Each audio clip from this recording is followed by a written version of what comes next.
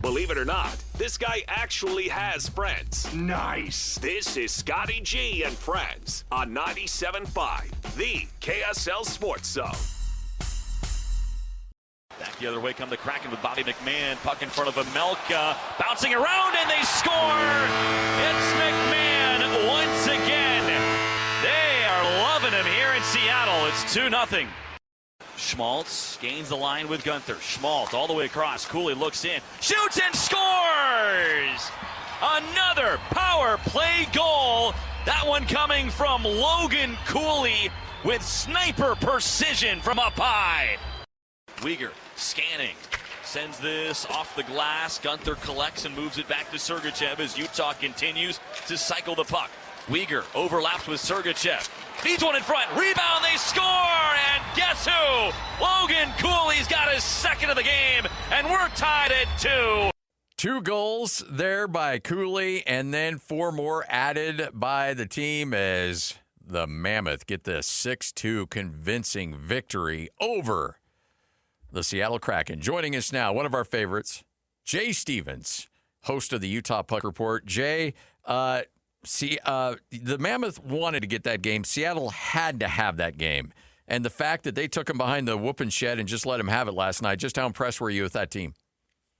I was really impressed by just not only the end score, but you had to admit you were a little nervous when they went down 2-0. Oh, yeah. And then it could have been 3-1, an amazing coach's challenge. You know that when Torini makes that challenge, you know he already knows that he's going to win it. I mean, he's very casual with those, but he hardly ever pulls the trigger on a challenge. So you know if he pulls the trigger, he knows what he's doing.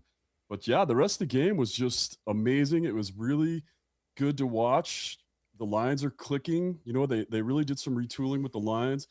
That fourth line with Tanev and Kerfoot out there, it's surprising me how good that fourth line is at just being greasy. Stenlund's on that line with them, and they just don't take any hits.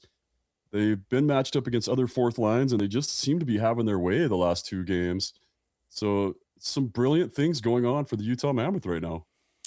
Jay, did you feel like, that game could have been a real good simulation for a playoff, with them nipping at the Mammoth's heels, and then, as you said, to get down. But what has struck me about this team is that really the success of this year has been they really haven't had that big, long slide. They've had some down times, they've had some tough times, but they've always rallied. Felt like last night it just meant a little more. Yeah, and it's gonna keep getting that way. I felt the same way about the LA game, with LA chasing and being in and out of that other wild card spot. It's these are the intense games that people talk about, and it's just gonna get more and more intense. The games matter for almost everybody that the Mammoth play for the rest of the way out. I think Calgary and Vancouver are the only 2 of the next 7 games that don't really matter to the other team as far as playoff chases. But yeah, you watch this team and you realize that all this potential that they've had up front, this high potent offense that everybody's known they've had, they just haven't, like last year and early this season, they weren't really exploding the way you wanted them to. I think bringing in Uyghur, who's a real quick at getting the puck out of the defensive zone, just gave them that little extra push they needed to get pucks moving fast. So now you've got Sergey and you've got Marino and you got the veteran and Ian Cole on the back end just doing really good things on the defensive zone. I thought it was crazy last night that the statistically the best defensemen for the Mammoth were the ones that were on the ice for both goals against. And that's Schmidt and John Marino, who have just had a stellar year. I think they're plus 35 or maybe plus 33 now. So yeah, I think they've really built the team the way they wanted to build it so they could start exploring and seeing how much more offense they could get with this quick trigger defense that they have. 3 for 6 on power plays last night. 3 goals scored on power plays. Just really impressive to watch, especially as they got themselves back into this game. What's been the recent surge of this team in being so effective in the power play? To just put it bluntly, it's shots from the point. And the shots from the point have opened up the bumper. It's something that Torini's been yelling about for a long time. And if you go back and look, I was just looking back 4 games now. With the power play, they've got 8 of their last 15 attempts, so they're better than 50% in the last 4 games. The PK has killed 18 of their last 19 penalties Wow. over 4 games. So the special teams are really clicking, and we've been talking about it. Probably every time I'm on the show, I say the power play has to get better. Playoffs are won and lost with special teams. And I've watched the practices and I watch them work that bumper. But what's really worked, you saw a bumper goal last night. I think it was Schmaltz got a bumper goal, but they start getting shots from the point. So as they're moving the puck more, the defense has to kind of get out and challenge shots more. Now they don't know that the Mammoth are just going to try for that down low bumper play, because you've got Sergei firing shots from the point more, and you've got Uyghur's been throwing shots from the point. So once the defense pulls out to them, that creates that down low opening that they've been looking for all year. I think that's the difference, is they're finally getting shots from the point. And then if they don't score on that point or they create the chaos there, it starts to create the chaos. And then you get an open guy in the middle, which is that bumper play. And you're going to start to see that work a little bit more. So what I've been preaching all year is the same thing that I've heard Torini preaching all year, and that's to shoot more. And you're starting to see the Mammoth actually really do that. And the proof's in the pudding, as the saying goes. They're starting to get those goals. So 7 games left with a 5-game cushion over the Chase Pack. And the beautiful part of this 7-game stretch is just 2 on the road. How big is that? Yeah, it should be good. The Mammoth have struggled at home. And if you look at 2 of the home games, Edmonton is a tough game for Utah at home. I'm not going to say that's a scheduled loss, but that's a team they've never beaten.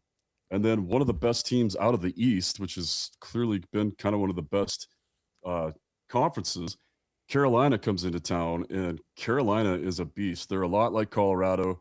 They've got great goaltending.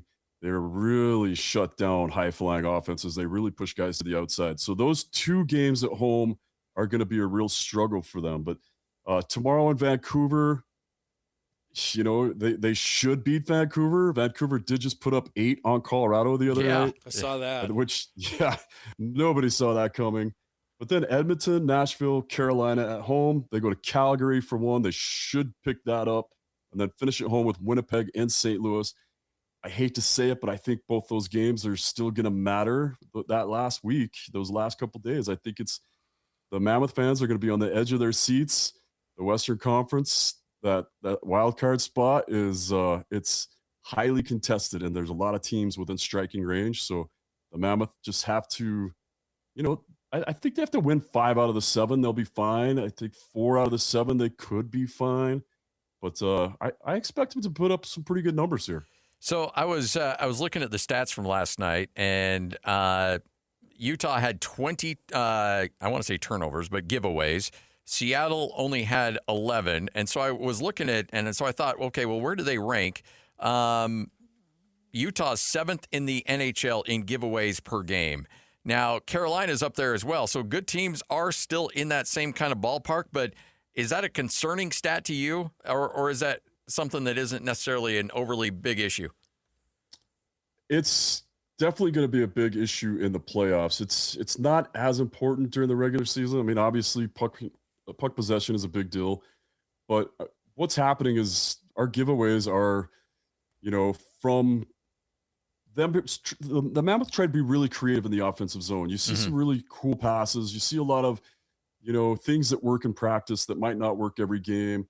And then you see them get bumped off pucks when they're in the offensive zone, when they get up against those bigger defense. That's where most of those turnovers come over. What I'd be really worried about if they were defensive zone turnovers or blue line turnovers, the Mammoth have been pretty clean with that. Like the biggest sins you can do in hockey are blue line turnovers, because the whole team's going the other way.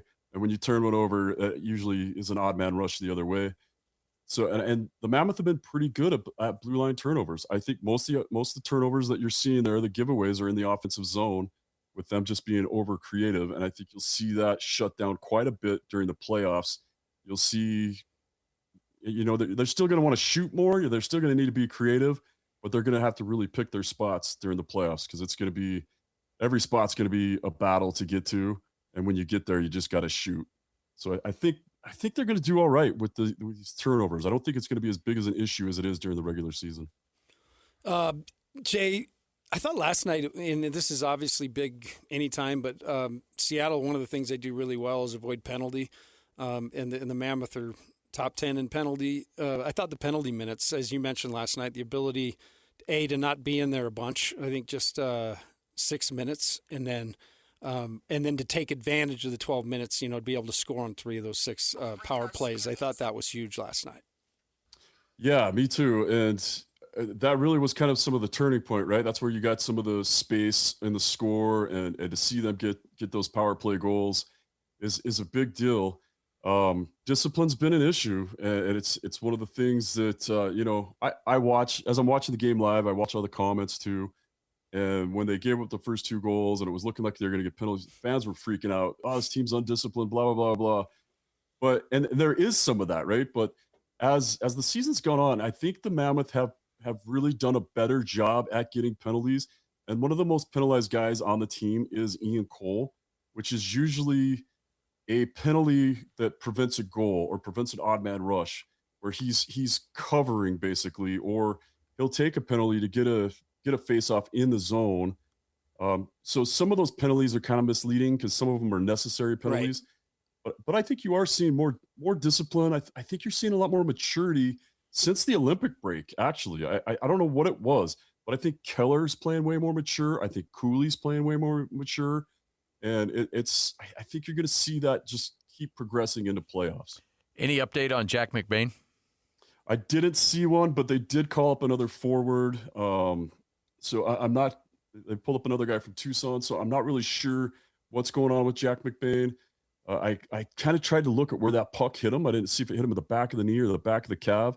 Either way, there's not a lot of padding back there when he went down to block that shot. So you're going to have swelling. I can't see there being a break or anything, but I could see them, that swelling in your calf or on your knee. That's going to set you back at least a game. All right. So we're talking about penalties. I was thinking about this last night.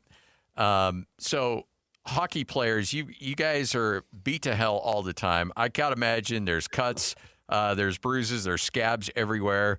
So if you take a high stick, how hard is it to create blood even if there's no blood there? You know what I mean? Fake a little blood so you get the double minor? I used to hear stories about that all the time, like the WWE, like guys would bite their lip or something to grab that extra penalty.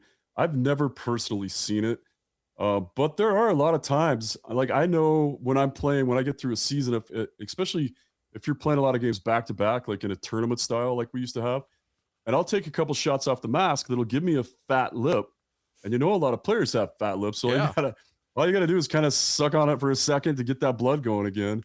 I've never really seen it happen, but you're right. The further you go in playoffs, the easier it is to find someplace on your face that's already cut.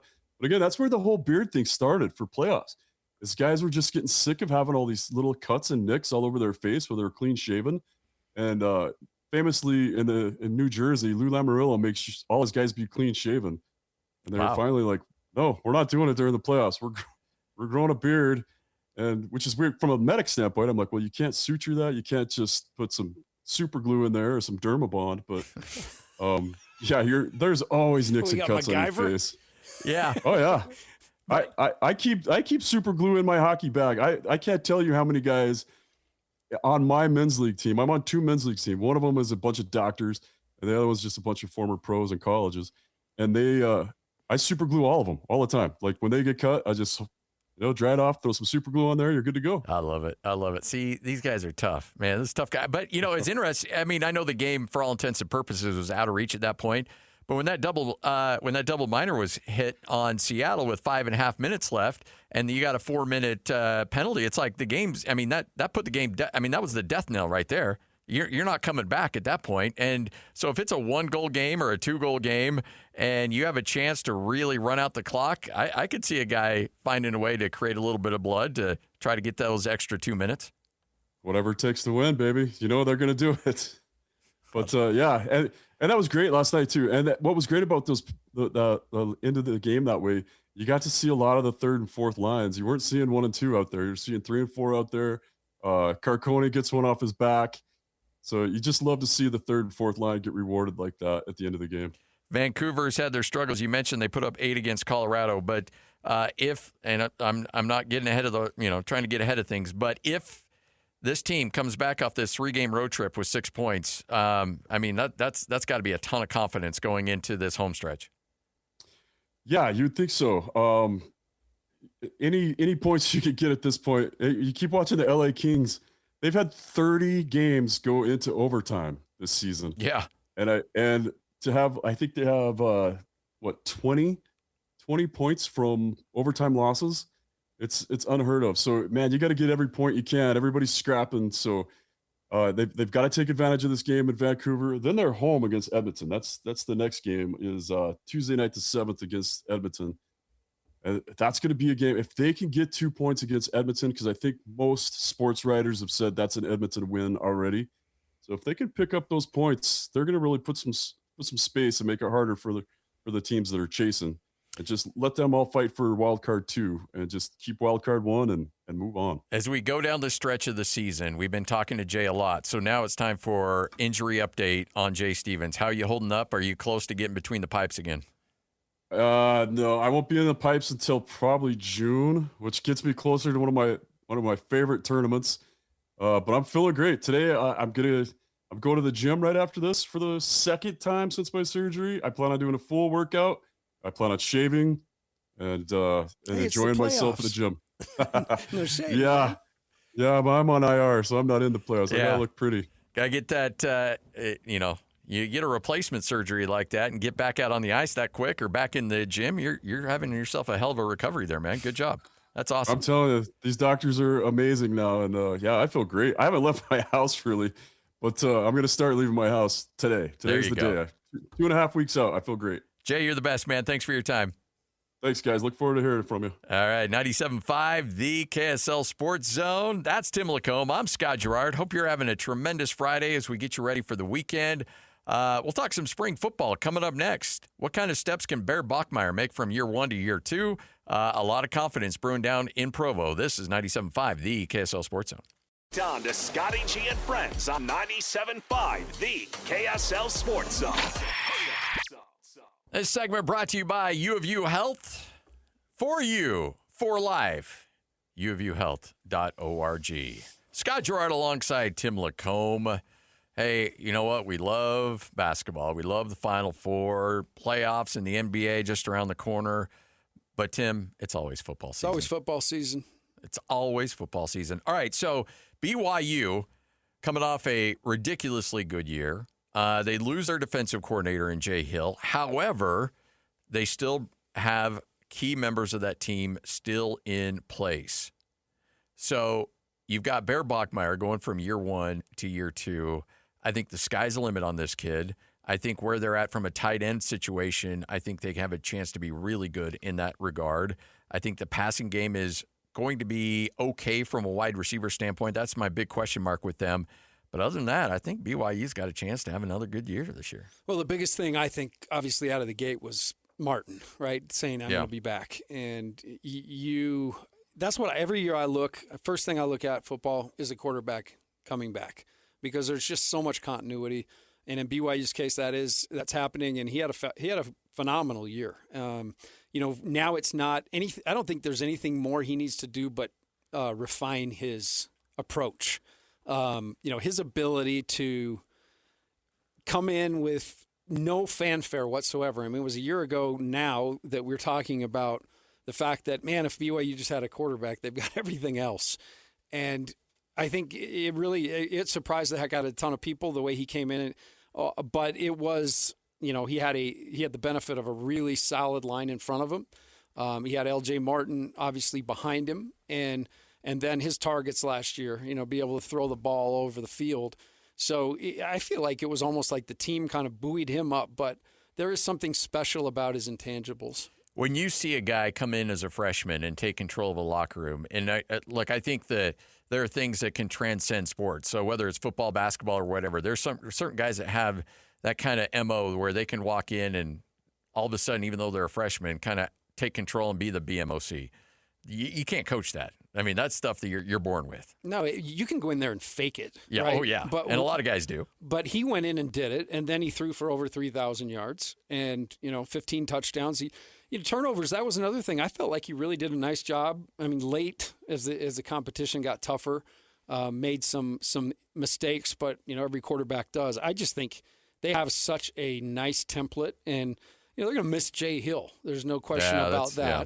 But I do think Poppinga, I mean, he's another guy like we talked with Caleb Canales, the new coach at Weber State, who's been cutting his teeth forever. I mean, I've seen Poppinga run through the end zone to get up to halftime when I've got recruits in the stands, more times than I can count. And every time it was in a different position, as an intern, and he's worked his way up. I've heard nothing but great things, and Kalani's certainly really comfortable with him. So I think BYU picks up where they left off. Defense should be solid with the linebacking crew they've got coming back. And I'm with you. I think JoJo Phillips, obviously, and Casper are the two receivers right now. Casper's going to be interesting to watch. The thing that really throws me for a loop is that Casper's dad played for the Broncos, and he was a practice squad guy, or actually was a guy that was an undrafted. I don't know if he was undrafted free agent or not, but he was floating around, and to make ends meet, he was working at a Subway. And I remember it was a big story because he was like back in the day when they called him the sandwich artist. And they called him the artist on that team because he was working at Subway to get himself still in a position where he could make a little bit of money but still be available at a minute's notice to go join an NFL team. That's quite a variety of talents. Catch the ball and give me a BLT with no mayo. Yeah, extra mayo. You're extra? Yeah. That's why we got to talk about that. Your Give arteries are screaming for mercy. Give me a little Miracle Whip. Oh, you shut your mouth. That little sweet miracle. Ooh. No. Absolutely. Yeah, that tang. So good. Am I Timmy, my man. Am I being outnumbered here? I think so. Oh, no.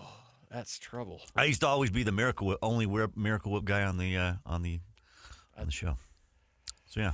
Okay, so from sandwiches back to BYU. Yes, Let me just finish one thought. Yes. And Kalani's been through the fire. I mean, there were several times, when he was getting started and trying to get everything grounded, that he had to fight some upswells and things like that. But he is now firmly in command. I think he's got a great pulse on his staff. I think they've got a great pulse on him. BYU jumped into spending a little bit more money last year on football, and I think that'll continue. But I don't see anything that would lead me to not be optimistic for BYU next year and what they can do. So the thing that I really love about I don't know why my Siri is going off there. I think that when you look at this BYU team and you look at Kalani Sitake, there's been so many yeah buts with Kalani Sitake. It's like, well, yeah, but this, and it was always like everybody was finding a way to try to run Kalani Sitake out of town, and not maybe as verbose as that or as aggressive as that, but there was always like, okay, well, he did this, but there was this, or he did this, but here's the thing. He's done it year in and year out. He had a couple of years that got away from him a little bit, but since he's been in the Big 12, they've been nothing but incredible over these last 2 years. And the fact they're coming off a 12-2 season, just a remarkable season by this squad, by this coaching staff. The Jay Hill hire was brilliant, and it got them going defensively. The only but on Kalani Sitake is, how is this team going to be minus Jay Hill? Because the guy that's got the most pressure on him going into this upcoming season in the state of Utah is Morgan Scalley. Number 2, Kelly Poppinga, defensive coordinator at BYU. And look, I remember Kelly when he was playing linebacker at Utah State right out of high school before going on a mission and then transferring down to BYU. Like, I've been around this dude for a long time. I think he's up for it. Frankly, I think Morgan's up for it at the University of Utah.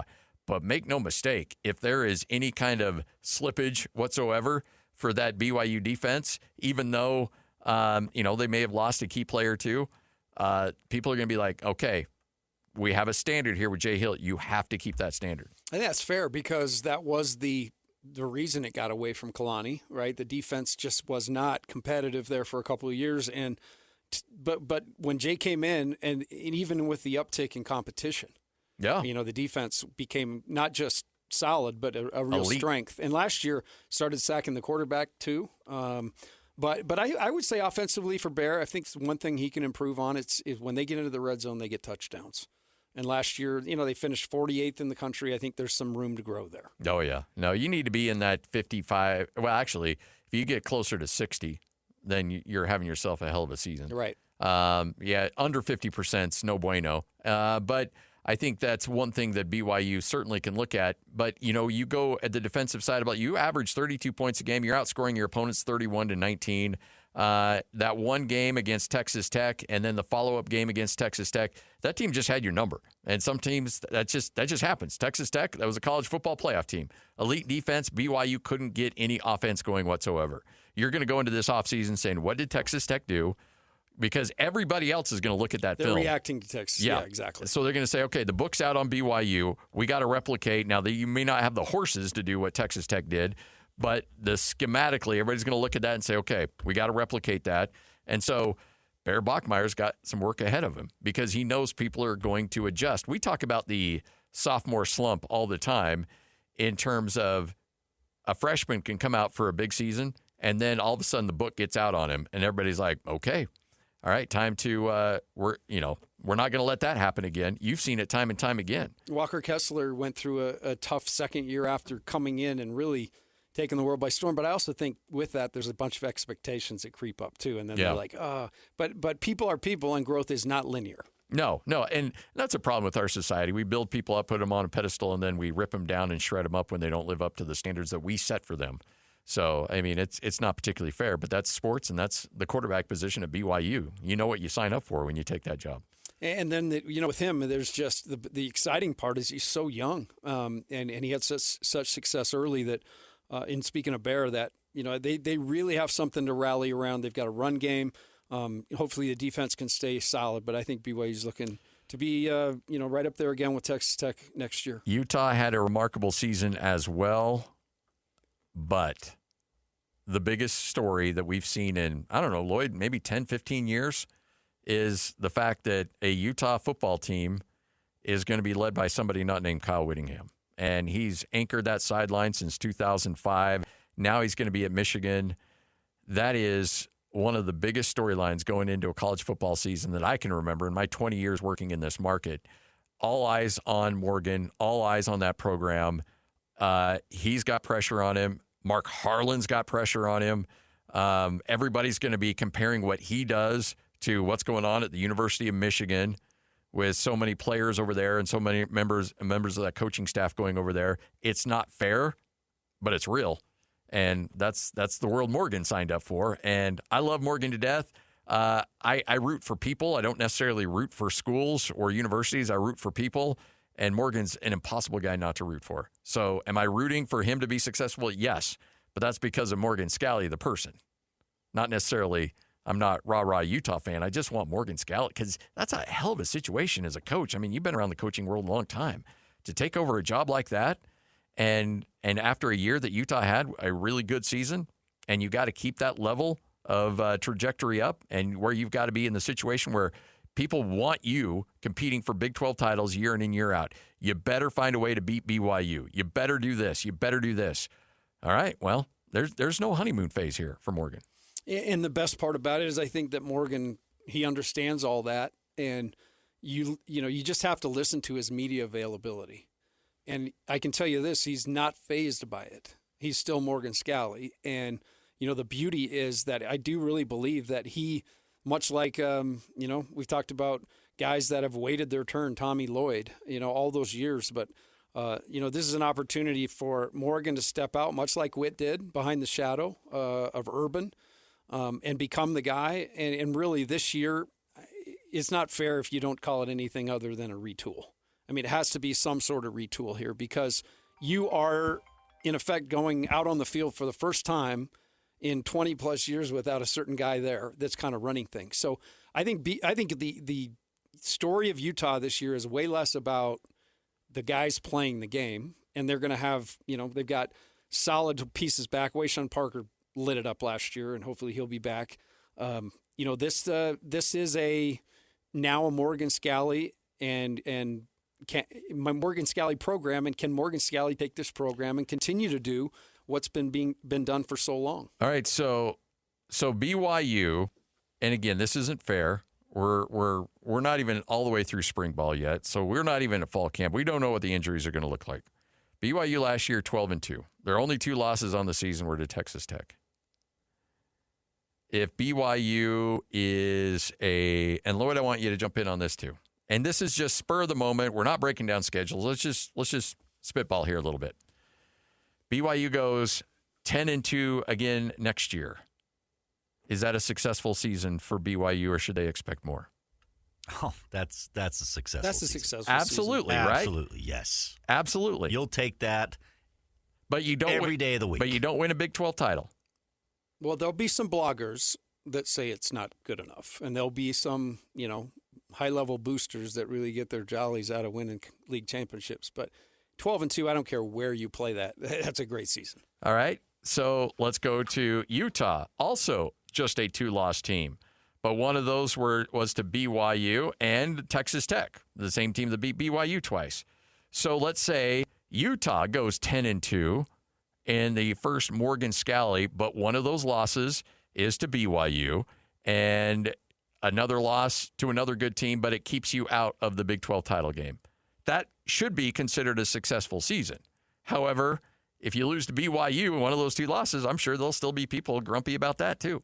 You're going to be grumpy, but guess what? Kyle Whittingham hasn't beaten BYU in the last little bit, so I think you'll be fine. You'll be happy with the wins if you're a Utah fan. I think you're absolutely to have that transition. The win against BYU, it will happen. I mean, eventually, Utah had their long streak against BYU, and guess what? All things come to an end. So you will get that eventually. But Morgan coming in and doing that with all the pressure on him, and the turnover in staff, players leaving, bolting, keeping some. I think you take that easily. That's not even a question. All right, so I even think you could probably go less, and I think you're still a success. That's my question here. What's the number for Morgan where people are like, "Eee"? So is it 8 wins? Is it 7 wins? Where's the number where there's some fans out there start chirping? I think it's at 8, honestly, and that's not fair either. Under anything. So let's say 8 and a loss to BYU. People be grumpy at 8. They'll be grumpy, but I think they'll understand. Yeah, you got to understand. I think they'll understand. But if you're under 8, if you have a 7-win season, the heat is already. Oh my gosh, what's going on? So that's the number. That's a magic number. Yes. 8. You got to have 8. Yeah. And this is what I will say. I don't. We'll get into more of the fixtures and who's going to be there and who's not. But this really is. Can Morgan continue the culture? Can Morgan continue the excellence? He can continue getting great players to come. I mean, that's the name of the game. But I will say, and by the way, Tim, and with that, it's not necessarily about him getting great players to come, which he can have an impact. No, it's not. It's money. Yeah, it's money. It's what can you bring in money wise. That's right. And I do know he's busting his tail. I don't think he takes a night off every time He did just donate $2 million. I saw that. Yeah. And hey, if you're gonna expect it, you got to give it. But I give a high vote of confidence. You guys know him too. But this guy will get the job done. But this is also a team that last year gave up. Now we all remember the Kansas State and Kansas games where they gave up 472 yards rushing to K-State. They gave up 290 to Kansas, but also they gave up 261 to West Virginia. They gave up 202 yards rushing to BYU. It's not like Kyle Whittingham left this, Exactly. Well-run defensive machine. Now you could say Morgan Scalley was in charge of that defense, but let's be honest here. It's Kyle. Kyle's going to run what Kyle wants to run. So there's some work to do defensively. And you lose some of the key players off that defense from last year, but those numbers are not no bueno. 4.83 yards a carry. I don't think there has ever been a Kyle Whittingham team that you go back to the year before, 3.84. Year before that, 3.12. Year before that, 3.9. Year before that, 3.7. Year before that, 3.8. We're talking years that they haven't even been above 4, and they were way closer to 5 than they were 4. That can't happen. And so if you carry over some defensive issues from last year's team, because we all remember that Kansas and Kansas State games, if that carries over into this season, then and you're a 7-8 win team, yeah, there's going to be some barbarians at the gate. And by the way, teams are going to test that defense early because it took a little while for them to figure out.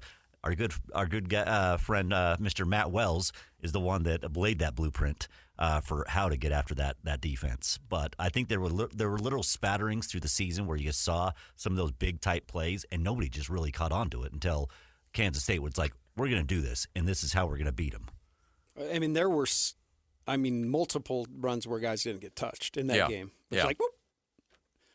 Tell me about Kevin McGiven, because I know love Kevin McGiven. And I really do like the idea that Utah might actually be imaginative on offense. Well, and look, Jason Beck. No, Jason Beck did a great job. Yeah, but Kevin McGiven is, and the thing I love about Kevin McGiven, you look at all the stops that he's made. We joked about having the Tommy Lloyd. That's his system. I'm not even sure what a Kevin McGiven system is, because he adapts it year to year to his talent that he has available to him. Which I love. Oh, I do too. And so the fact is, I'm not even sure if Kevin McGiven drew up a perfect offense, what that would look like, because every year is a little different. Last year at Utah State, and look, you know what? Love calling those games. Love my guys up there. That offensive line was atrocious. It was awful. And poor Bryson Barnes was running for his life up there. And the fact is, he said, okay, these are my issues I have with my offensive line. I'm going to scheme around it. And Utah State was phenomenal offensively from a statistic standpoint because Kevin McGiven was able to scheme away from his weaknesses. We talk about scheming towards your strengths. He was able to out-scheme his issues that he had with that team. Now, granted, they still gave up a ton of sacks, and Bryson Barnes, I still don't know how he made through it that season without serious health issues. But what he was able to accomplish and the points they were able to score in those games, it shows me all I need to know about Kevin McGiven. Now you go into a situation where I know there's a lot of big losses on that offensive line for the University of Utah, but you're going to have a solid offensive line because you always have one at the University of Utah. You've got a dynamic quarterback. You've got another dynamic quarterback you can do all kinds of stuff with him as a Swiss Army knife. You've got a really good receiver in Pagan. You've got other good receivers. Honestly, I think this Utah offense could be scary good this year. I do too, but it is going to be really important in the trenches because that was the very, very biggest strength of last year's team. Was they just got behind that line. You're replacing two NFL guys. I know. I mean, two come on. first-round NFL guys. Exactly. I mean, they were road graders when you watch the film. So, but I'm excited for Morgan because, again, it's something new. Utah football wear the same uniform, same color, everything else, but there'll be a different feel. And I already feel it with the way he approaches media. Yeah. I mean, it's just a different personality in charge, and the Morgan Scalley era is here. All right, we'll take a quick break, wrap up this thing, get you ready for JJ and Sly. Sly Sylvester filling in for, Alex and Sly, right? JJ's out. Yeah, my bad. It's Alex and Sly coming up from 3 to 7, 97.5, the KSL Sports Zone. Breaking down the teams you're passionate about. This is Scotty G and Friends on 97.5, the KSL Sports Zone. All right, wrapping up another edition of the show. Hopefully your weekend is filled with peanut butter cups and all kinds of goodies, as it is Easter weekend. Hopefully you're making your way to the Gerards to find some eggs. Hopefully you're doing that. That has been nipped in the bud and no longer exists. Oh, what a shame. So you just bought a new place, Timmy. You got to make sure that in the disclosure that nobody had a Easter egg hunt, an annual Easter egg hunt that you were supposed to host every single year, but you knew nothing about it when you bought the house. But then a couple days before Easter, everybody shows up at your house and be like, hey, you want us to bring the treats? And how many eggs do you have? Do you need us to get some? And we're like, what are you talking about? No, apparently we had to host this big Easter egg hunt where all the kids from the neighborhood. Because that's how it always was? It's how it always was at our place. Nobody told us that until a couple days before. You would think that actually ceases to exist when you get a new but no, they're like a homeowner. That's too bad. That's gone. Yeah. Yeah, because that's the actual person making the decision. Yeah. I mean, come on. You would think so, but It's not like a cartoon where the backyard Look. says, please come and hide your eggs. Yeah, exactly. Spencer, we love Spencer Nelson. Spencer's We a great do? guy. Do we? I love Spencer. No, I'm just Nelson. kidding. I do too. But there was a couple little secrets that Spencer may not have disclosed that technically, letter of the law, he probably didn't have to disclose. did you ever figure out what happened in that one room? Wait, you bought Spencer's house? Yeah. Oh, for heaven's sakes. Did you really? I did, I didn't know that. Yeah. Okay. And Spencer is like all things to all people. And so, yes, he loved having all these kids over to his yard.